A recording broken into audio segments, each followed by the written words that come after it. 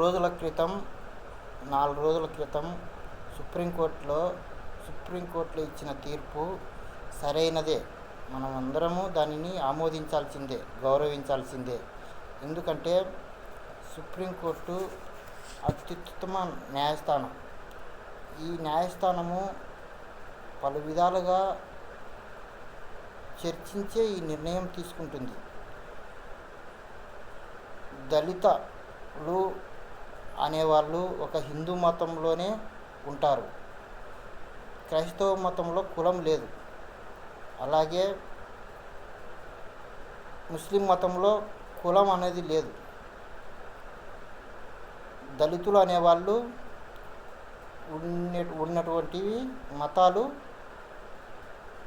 హిందూ మతము, జైన మతము, బౌద్ధ మతము అనేటువంటి కొన్ని సిక్కు మతము అనేటువంటి మతాలలో మాత్రమే ఈ దళితులు ఉన్నారు. కనుక ఎవరైతే సుప్రీంకోర్టుకి వెళ్ళి నేను ఫలానా చర్చి పాస్టర్ను అని అనగానే ఆ సుప్రీంకోర్టు ఒక క్రైస్తవుని కిందికి తీసుకుంటుంది, పాయింట్ నోట్ చేసుకొని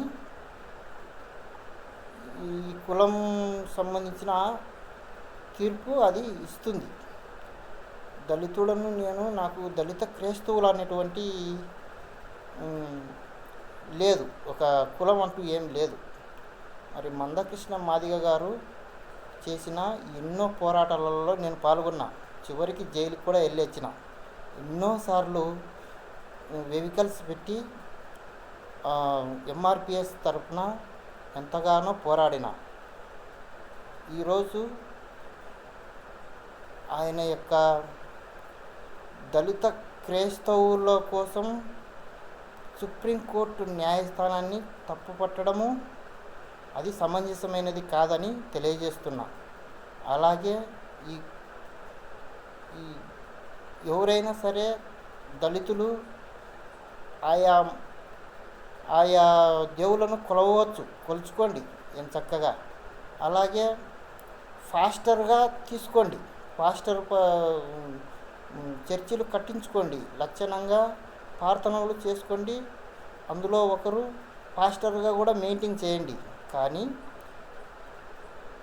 కోర్టుకు వెళ్ళేటప్పుడు మాత్రం నేను పాస్టర్ని అని చెప్పుకోకుండా నేను ఎస్సీ దళితుని అని చెప్పుకొని ఏదైనా న్యాయ విచారణ జరుపుకోండి.